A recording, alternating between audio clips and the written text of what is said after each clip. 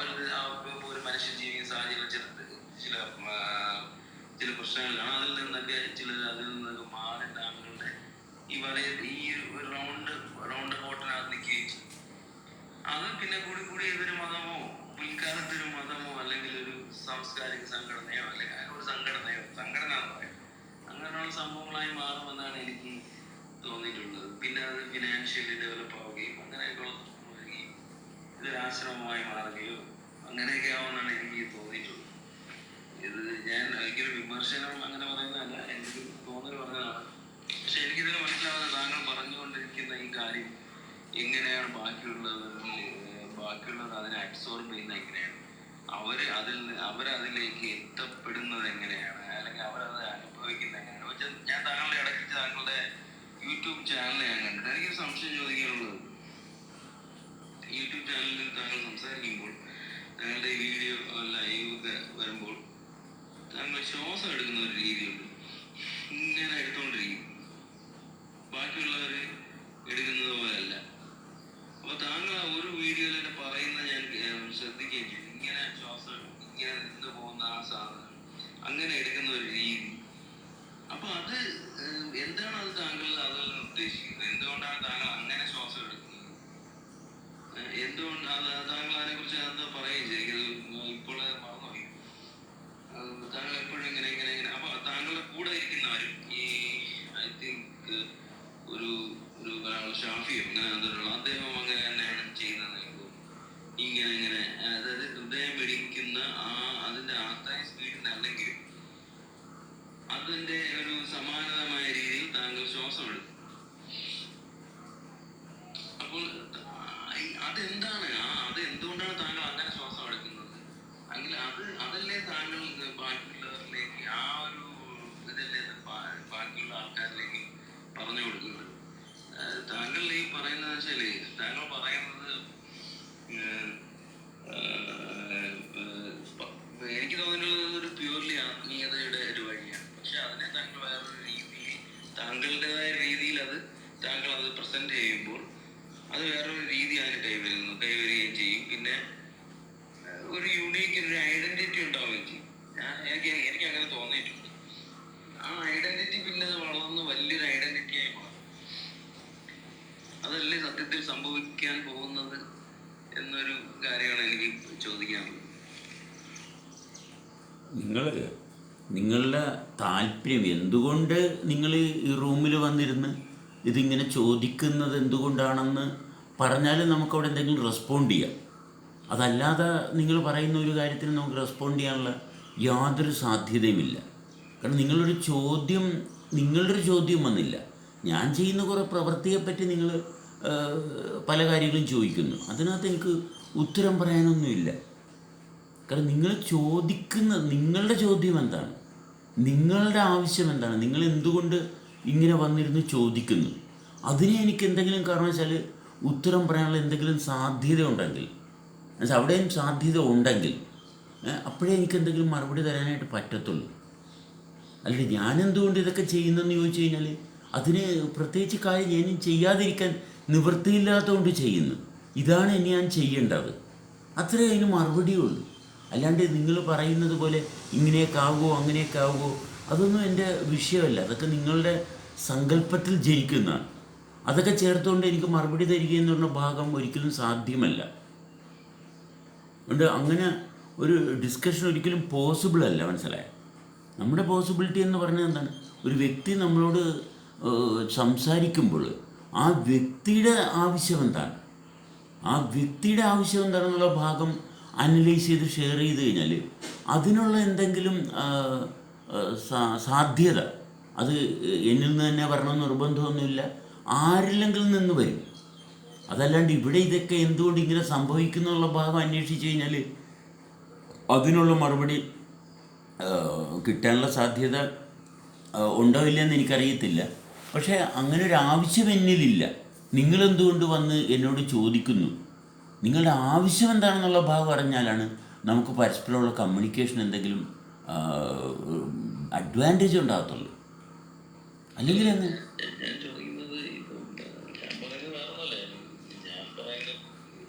ചോദ്യമാണോ എന്ന് ചോദിച്ചാൽ ചോദ്യം ഇപ്പൊ താങ്കളിൽ നിന്ന് എന്താണ് പ്യൂർലി ഇപ്പൊ നമ്മളിപ്പോ ഒരു ടീച്ചറിൽ നിന്ന് പഠിക്കുന്ന കുറെ കാര്യങ്ങളുണ്ടാവും.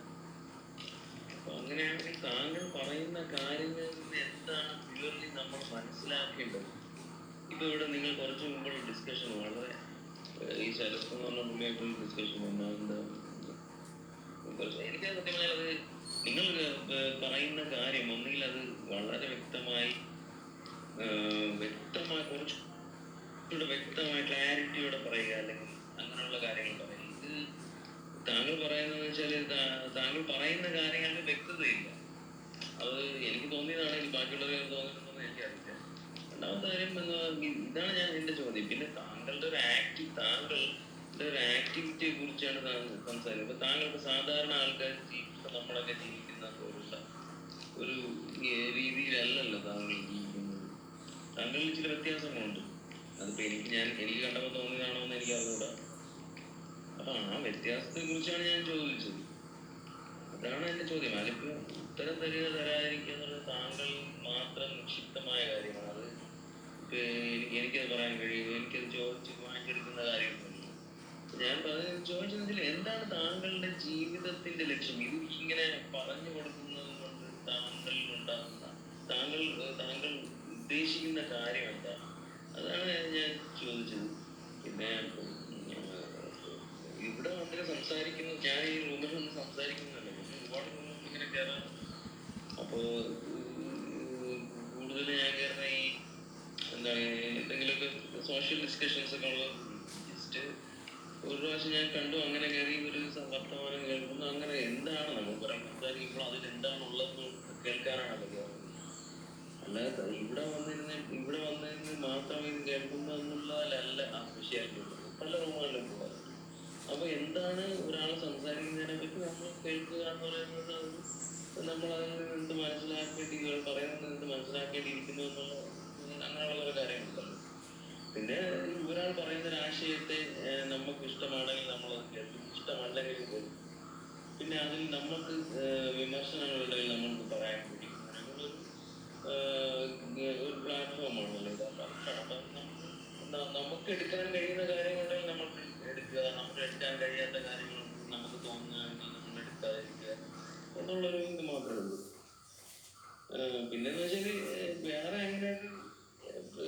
ഒരു ഇതൊന്നുമില്ല. ജസ്റ്റ് എല്ലാവരും പറയുന്ന കേൾക്കണ്ടേ എന്നോട് വരാറില്ല. വന്നു കഴിഞ്ഞാൽ പെട്ടെന്ന് ഞാൻ ഇവിടെ പോവാറുണ്ട്. സമയം കിട്ടുമ്പോൾ മാത്രമാണ് കേൾക്കുന്നത്. അതുകൊണ്ടാണ് ഞാൻ ചോദിച്ചത്. ഓക്കെ, ശരത്ത് ചോദിക്കുമ്പോൾ, ശരത്ത് ചോദിച്ചതിന് ശരത്തിനോട് ഞാൻ റെസ്പോണ്ട് ചെയ്യുമ്പോൾ അവിടെ ശരത്തിന് കിട്ടേണ്ടത് കിട്ടുന്നുണ്ട്, അല്ലെ ശരത്ത് ശരത്ത് മനസ്സിലാക്കുന്നുണ്ട്. ശരത്ത് എന്ത് മനസ്സിലാക്കുന്നു എന്നുള്ള ഭാഗം മറ്റുള്ളവർക്ക് ഒരിക്കലും വിലയിരുത്താൻ പറ്റത്തില്ല. അപ്പോൾ ഓരോ വ്യക്തിയും വരുന്നത് ഓരോ വ്യക്തിയുടെയും താല്പര്യത്തിലാണ്. നിങ്ങൾക്കൊരു താല്പര്യമില്ല എന്ന് നിങ്ങൾ പറയുന്നു, ഓക്കെ ആയിക്കോട്ടെ. പക്ഷേ still you are here, you are talking. നിങ്ങളിവിടെ ഉണ്ട്, നിങ്ങൾക്ക് താല്പര്യമൊന്നുമില്ല, പക്ഷേ നിങ്ങൾ സംസാരിക്കുന്നു. നിങ്ങൾ സംസാരിക്കുന്ന ഭാഗത്ത് എന്നെ സംബന്ധിച്ചിടത്തോളം എൻ്റെ അവസ്ഥയിൽ എന്തെങ്കിലും ബെനിഫിറ്റിംഗ് ഉണ്ടെങ്കിൽ അതവിടെ കിട്ടുന്നുണ്ട്. പക്ഷേ നിങ്ങൾ എന്തുകൊണ്ട് സംസാരിക്കുന്നുള്ള ഭാഗം നമ്മൾ അന്വേഷിക്കേണ്ട കാര്യമില്ല. കാരണം നിങ്ങൾക്ക് ആവശ്യമുള്ളതുകൊണ്ട് നിങ്ങൾ സംസാരിക്കുന്നു. അതിനപ്പുറത്തോട്ട് നമ്മളവിടെ യാതൊന്നും ചെയ്യേണ്ടതില്ല. കാരണം ഓരോ വ്യക്തിക്കും അവനവൻ്റെ അവസ്ഥ എങ്ങനെയാണ് തിരിച്ചറിഞ്ഞിരിക്കുന്നത് അങ്ങനെ കൊണ്ടുപോകാൻ പറ്റത്തുള്ളൂ. അല്ലെങ്കിൽ ഇത് മറ്റൊരാളെ പഠിപ്പിക്കാനാണ്, ഇത് ഒരു ഗുരുവാണ്, അങ്ങനെയുള്ളൊരു ഭാഗമൊന്നും നമ്മളുടെ ആരുടെയും കയ്യിലില്ല. നമുക്കങ്ങനെ ഒരു താല്പര്യവും ഇല്ല. ഞാൻ ഒരാളെ പഠിപ്പിക്കുന്നു, മറ്റൊരാൾ ഇത് മനസ്സിലാക്കിയെടുക്കണം, അങ്ങനെയുമില്ല. ഇവിടെ എൻ്റെ പ്രവർത്തനത്തിന് കാരണമായിട്ടുള്ളത് എന്താണോ അതുകൊണ്ട് ഞാനിങ്ങനെ പ്രവർത്തിക്കുന്നു. ഇവിടെ മനുഷ്യരുമായിട്ട് സഹകരിക്കാനുള്ള, മറ്റുള്ള മനുഷ്യരുമായിട്ട് സഹകരിക്കാനുള്ള ഒരു അവസരം ക്ലബ് ഹൗസ് വഴി ഉള്ളത് കൊണ്ട് സഹകരിക്കുന്നു. അതിൻ്റെ പർപ്പസ് എന്താണ്? പർപ്പസ് ആ എക്സ്പീരിയൻസിലൂടെ കടന്നു പോകുന്നു. അത് തന്നെയാണ് എൻ്റെ പർപ്പസ്. ഇപ്പോൾ ഈ നിമിഷത്തിൽ സംസാരിക്കാൻ സാധിക്കുന്നതിൽ എത്രത്തോളം മനോഹരമായിട്ട് സംസാരിക്കാൻ സാധിക്കുന്നുണ്ട് എന്നുള്ളത് മാത്രമേ നമ്മുടെ താല്പര്യമുള്ളൂ. അല്ലാണ്ട് മറ്റു യാതൊരു കാര്യത്തിനും ഒരു പ്രസക്തിയും കൊടുക്കുന്നില്ല. കാരണം ഇപ്രകാരമുള്ളൊരു വ്യവസ്ഥ, ഈ സംസാരിക്കാൻ ശേഷി തരുന്ന ഒരു സംവിധാനവുമായിട്ട് ഒരുമിച്ചിരിക്കുക എന്നുള്ളതാണ് നമ്മുടെ ഏറ്റവും വലിയ താല്പര്യം. അല്ല, നമ്മുടെ നാളെ, നമ്മുടെ ഭാവി എന്ന് പറയുന്നത് നമ്മൾ ഭക്ഷണം കഴിക്കാൻ എന്ത് ഭക്ഷണം ഉണ്ടാക്കും, എങ്ങോട്ട് പോകണം, ഇങ്ങനെയൊക്കെയുള്ള ചെറിയ ഭാവി മാത്രമേ നമുക്കുള്ളൂ. അല്ല, വലിയ ഭാവിയൊന്നുമില്ല. നമുക്ക് ചെറിയ ചെറിയ ഭാവിയുണ്ട്. അടുത്ത് എന്താ ഭക്ഷണം കഴിക്കാൻ പോകുന്നത്, എന്തൊക്കെ കാര്യങ്ങൾ ഒരു ദിവസം ചെയ്യണം, ആ ഒരു ദിവസം എന്തെല്ലാം ചെയ്യണം. അതല്ലാണ്ട് നാളെ എന്ത് ചെയ്യണം, നീളെ എന്ത് ചെയ്യണം, അങ്ങനെ ഒരു ഭാവി എന്നിലില്ല. എൻ്റെ ഭാവി വളരെ ചെറിയ ഭാവിയാണ്. ഇപ്പോൾ നിങ്ങളുടെ ശബ്ദം കേൾക്കുമ്പോൾ എങ്ങനെ പ്രതികരിക്കണം, ആ സമയത്ത് എങ്ങനെയാണ് അനുഭവത്തെ ഒരുക്കിയെടുക്കണം, ഇങ്ങനെയൊക്കെയുള്ള ചെറിയ ചെറിയ ഭാവി തീരുമാനങ്ങൾ മാത്രമേ ഉള്ളൂ. ആ തീരുമാനങ്ങൾ ഉണ്ടാകുകയും അപ്പോൾ തന്നെ അത് അസ്തമിക്കുകയും ചെയ്യുന്ന ഒരു മനോഭാവമാണ് എനിക്കുള്ളത്. അല്ലാണ്ട് നീളെ വളരെ ദീർഘകാലത്തോട്ടുള്ള ഒരു ഭാവിയെ അവലോകനം ചെയ്തെടുക്കാനുള്ള ഒരു താല്പര്യവും ഇല്ല. അങ്ങനൊരു താല്പര്യമില്ല. എന്നുവെച്ചാൽ നിലനിൽക്കുന്ന താല്പര്യം വളരെ സിമ്പിളായിട്ടുള്ളതാണ്. ഒരാളൊരു കാര്യം നമ്മളോട് സംസാരിക്കുന്നു, അയാൾ സംസാരിക്കുന്ന വിഷയത്തിൽ നമ്മളുടെ ഭാഗത്ത് എന്തെങ്കിലും അനുഭവം പങ്കുവെക്കാനുണ്ടെങ്കിൽ പങ്കുവെക്കുന്നു. അതല്ലാതെ ആർക്കൊന്നും പറഞ്ഞു കൊടുക്കുന്നൊരു ഭാഗമല്ല. ഇത് കേൾക്കുന്നു, കേൾവിയുണ്ട്, കേൾക്കാൻ എത്രത്തോളം മനോഹരമായിട്ട് സാധിക്കുന്നു. നിങ്ങളെയും കേട്ടു, മനോഹരമായിട്ട് നിങ്ങളെയും കേട്ടു. നിങ്ങൾ എന്തിനു പറഞ്ഞു എന്നുള്ളൊരു ഭാഗം നമ്മുടെ വിഷയമല്ല, നിങ്ങളുടെ വിഷയമാണ്. നമുക്കവിടെ റെസ്പോണ്ട് ചെയ്യാനായിട്ട് ഉള്ള ഭാഗം ഇങ്ങനെയൊക്കെയാണ്. അത് മനസ്സിലായി. നമ്മൾ അതെ വിഷയം നമ്മൾ നാളത്തെ കുറിച്ച് ആലോചിച്ച് ചിന്തിച്ചിട്ട് അതിൻ്റെ ആവശ്യമില്ല. അടുത്ത നിമിഷം നമ്മൾ എന്താവുന്നത് നമുക്ക് അറിയാൻ പറ്റാത്ത ജീവിതമാണ് നമ്മുടെ. അതുകൊണ്ട് ഞാൻ നാളത്തെ കുറിച്ച് ചിന്തിക്കാറില്ല. ഭാവിയെ പറ്റി നാളെ അതാവും ഇതാവും അങ്ങനെയാവും ഇങ്ങനെയാവും ചിന്തിക്കാറില്ല. നാളത്തേക്ക് അന്നം പോലും ഉണ്ടാക്കി വെക്കാത്തവരാണ് ഞാൻ. ഇന്ന് കഴിക്കുന്നത് ഇന്ന് കുറച്ച് കഴിഞ്ഞ് കഴിക്കാൻ കഴിയുന്നത് കിട്ടും, അത് കഴിക്കും, ഇല്ലെങ്കിൽ കഴിക്കില്ല. ഒരു നമ്മളൊക്കെ വീട്ടിൽ അരി മേടിച്ച് വെക്കില്ല. എൻ്റെ വീട്ടിൽ അരി പോലും ഇല്ല. നാളത്തേക്ക് കഞ്ഞി വയ്ക്കാൻ വേണ്ടിയിട്ട് കിലോ കണക്കിന് അരി പോലും മേടിച്ചു. നാളത്തെ കുറിച്ചൊന്നുള്ള ചിന്തയൊന്നുമില്ല. നാളത്തെ കുറിച്ച്, അടുത്ത നിമിഷത്തെ കുറിച്ചുള്ള ചിന്തകൾ പോലുമില്ല. അടുത്ത നിമിഷം അതിപ്പോൾ നടക്കുന്ന കണ്ടിട്ടുണ്ടെങ്കിൽ നടക്കും. എനിക്ക് അടുത്ത നിമിഷം ഞാൻ ഈ ലോകത്തോട് ഇവിടെ പറയുമെങ്കിൽ ഇവിടെ പറയും എൻ്റെ ശരീരം എന്നുള്ള ചിന്തകൾ ഒരാളാണ് ഞാൻ. താങ്കളിൽ നിന്ന് താങ്കളെ കേൾക്കുമ്പോൾ താങ്കളിൽ നിന്ന് എനിക്ക് ഞാൻ കേട്ടുകൊണ്ടിരിക്കുന്ന എനിക്കൊരു കാര്യമുള്ളൂ. കേട്ടുകൊണ്ടിരിക്കുന്ന ഞാൻ എന്താണ് ഞാൻ അതിൽ നിന്ന് പിക്ക് ചെയ്തെടുക്കേണ്ടത് എന്നുള്ളതിൽ എനിക്കൊരു വ്യക്തത വരുന്നില്ല എന്നുള്ള കാര്യം മാത്രമാണ് എനിക്ക് തോന്നിയിട്ടുള്ളത്. It's A nice discussion. Thank you for that. അതിനകത്ത് നമുക്ക് ഒന്നും ചെയ്യാനില്ല. നിങ്ങൾക്ക് വ്യക്തത കിട്ടാത്ത ഭാഗം എന്തുകൊണ്ടാണെന്ന് പരിശോധിക്കാനുള്ള യാതൊരു സാധ്യതയും എൻ്റെ കൈവശമില്ല. Okay, done. ഓക്കെ, ശരത്ത് എന്തായിരുന്നു പറഞ്ഞത്?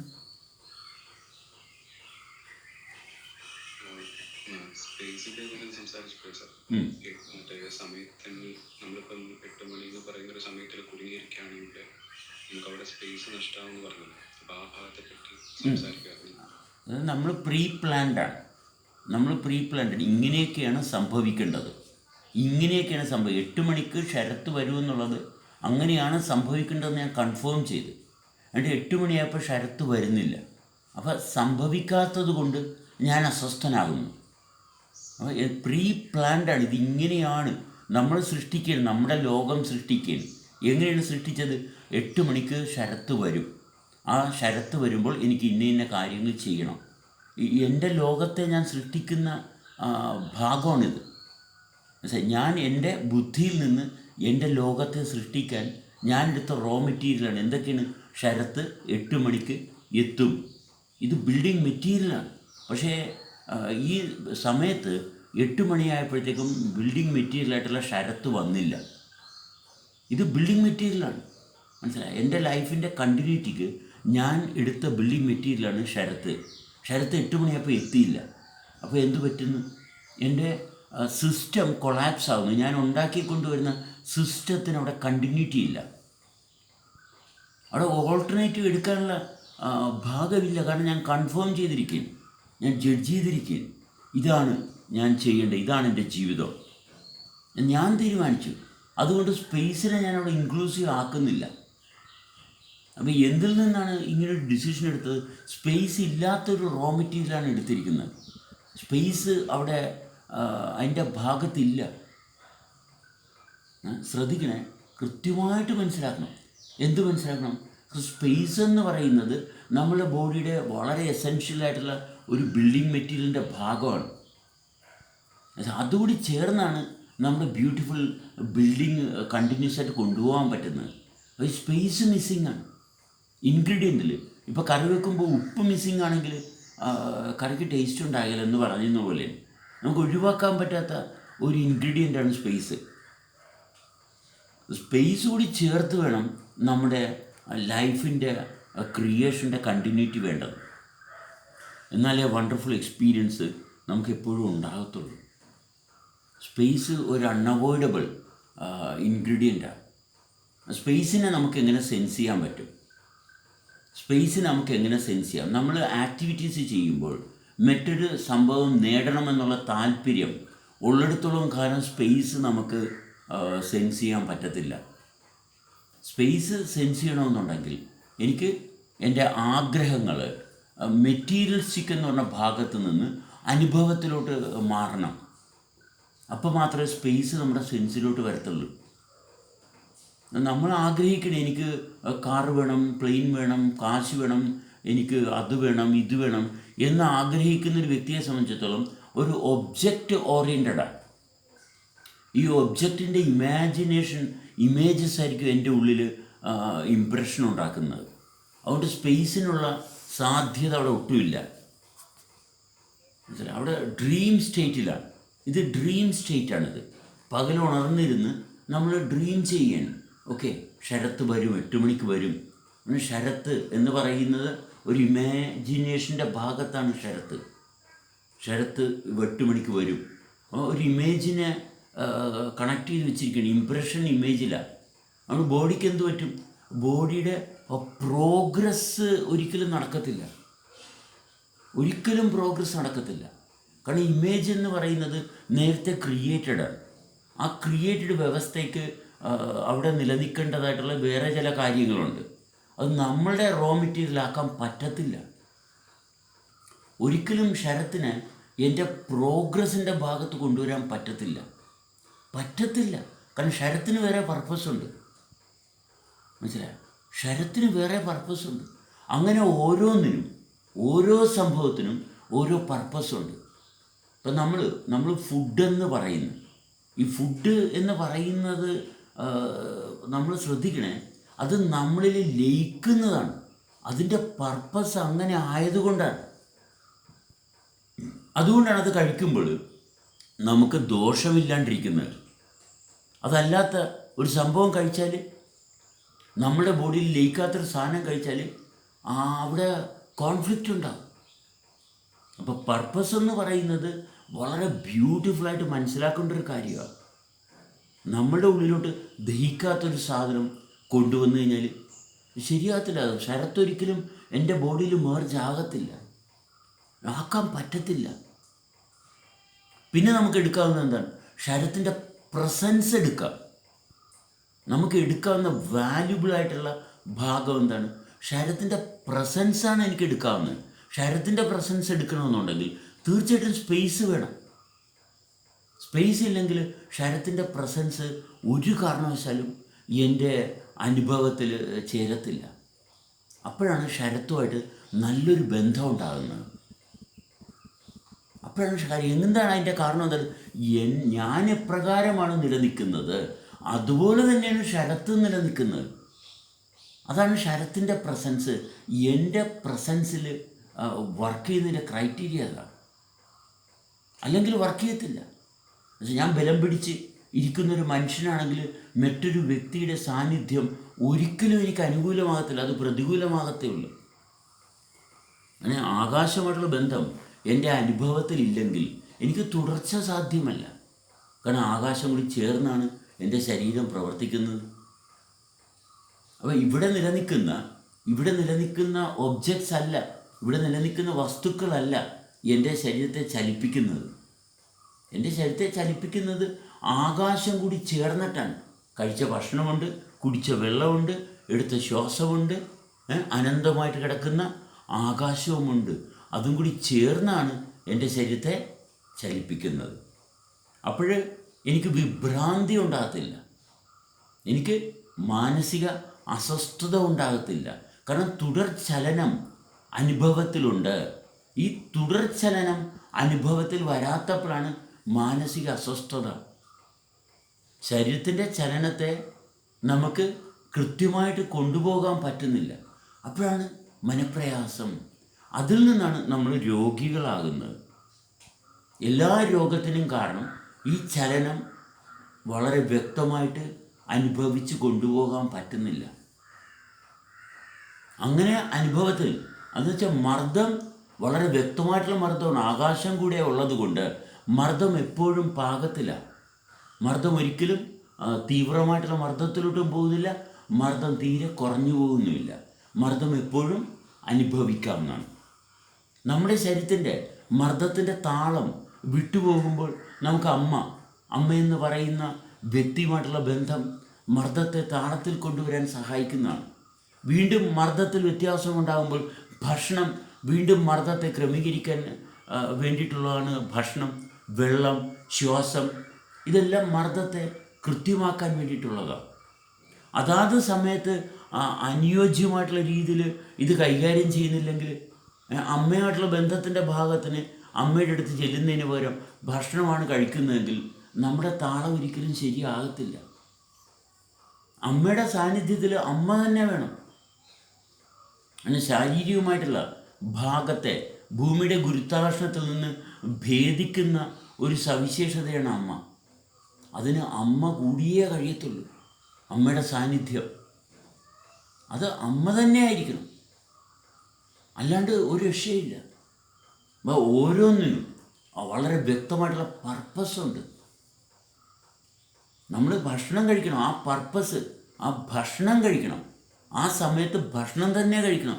അപ്പോൾ അറ്റൻഷൻ ഡൈവേർട്ട് ചെയ്ത് നമുക്ക് ലഹരി തരുന്ന വേറെ എന്തെങ്കിലും ഒന്നിൽ കണക്റ്റായാൽ നമ്മുടെ ശരീരം ഒരിക്കലും നമുക്ക് കൈകാര്യം ചെയ്യാവുന്ന രീതിയിലാകത്തില്ല.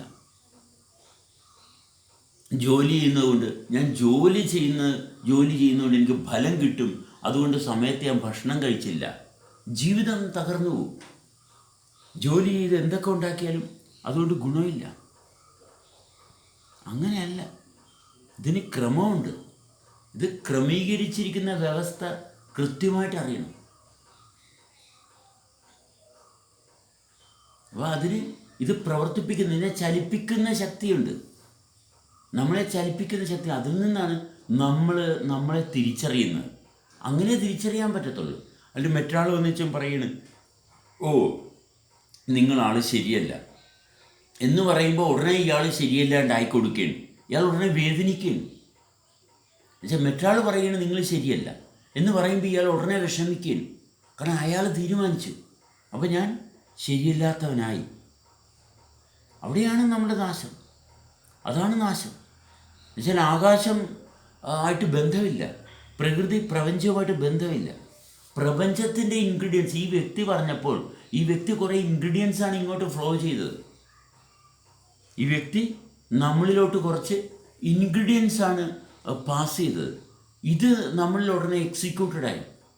കാരണം നമ്മൾക്ക് വ്യക്തിത്വ ബോധമില്ല. നമ്മളായിട്ടിരിക്കുന്ന അവസ്ഥയെ സ്റ്റേബിളായിട്ട് കൊണ്ടുപോകാനുള്ള റെസ്പോൺസിബിലിറ്റി നമ്മൾ എടുക്കുന്നില്ല. നമ്മുടെ റെസ്പോൺസിബിലിറ്റി എന്തായിരിക്കണം? നമ്മളെ നിലനിർത്തുന്ന ഭാഗം അതായിരിക്കണം. കാരണം സത്യം എന്താണ്? സത്യം നമ്മളെ അനുഭവിക്കുന്ന ഭാഗത്തിൻ്റെ തുടർച്ചയാണ് നമ്മുടെ സത്യം.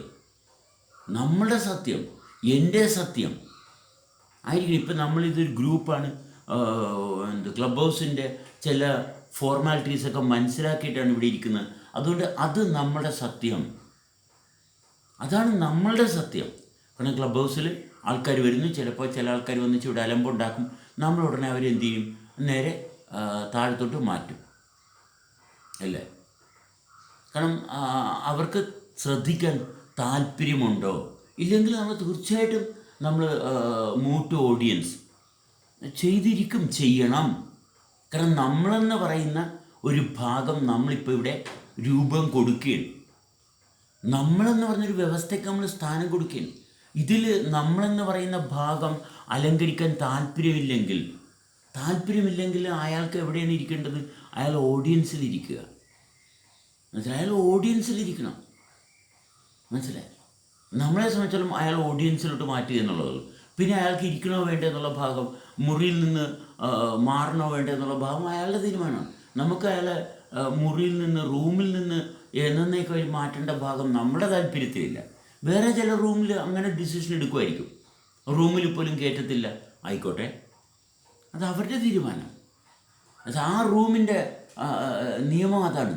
അതിൽ യാതൊരു തെറ്റുമില്ല, അതങ്ങനെയാണ്. പക്ഷെ നമ്മളിവിടെ എങ്ങനെയാണ്? ഒരാളെ സ്പീക്കർ ഫാനിൽ വന്ന് നമ്മളെന്ന് പറയുന്ന വ്യവസ്ഥയെ ഡിസ്റപ്റ്റ് ചെയ്യുന്നുണ്ടെങ്കിൽ നമ്മൾ അയാളെ മൂവ് ടു ഓഡിയൻസാണ് എടുക്കുന്നത്. അപ്പോൾ അതാണ് അവിടുത്തെ നിയമം. അത് ക്ലബ് ഹൗസിൻ്റെ വ്യവസ്ഥ വെച്ചുകൊണ്ടാണ് നമ്മൾ കാര്യങ്ങൾ കൈകാര്യം ചെയ്യുന്നത്. അപ്പോൾ ഓരോ വ്യക്തിയുടെയും കപ്പാസിറ്റി, ഇപ്പോൾ ഒരാൾക്ക് ഇവിടെ വരുന്ന ഒരാൾക്ക് ഭയങ്കരമായിട്ട് ഒരാൾ കയറി സംസാരിക്കുമ്പോൾ ഡിസ്റ്റർബ്ഡ് ആകുന്നു. എല്ലാവരും മോഡറേറ്ററാണ്. ഒരാൾ ഡിസ്റ്റർബ്ഡ് ആകുന്നു, ഇയാൾ സംസാരിക്കുന്നുണ്ട്, ഇയാൾക്ക് താങ്ങാൻ പറ്റുന്നില്ല. അപ്പോൾ ഏറ്റവും വീക്കായിട്ടുള്ള ഒരാളാണ് നമ്മൾ ഈ ഗ്രൂപ്പിൽ കൺസിഡർ ചെയ്യുന്നത്.